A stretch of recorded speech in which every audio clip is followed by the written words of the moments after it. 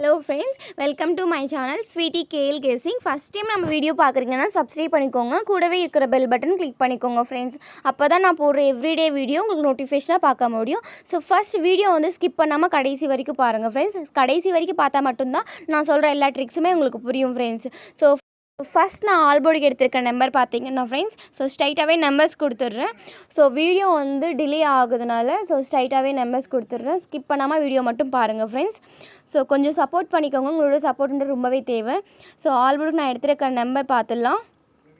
So ஆல்போர்டுக்கு first நான் எடுத்திருக்க number 9 friends. So 9-5.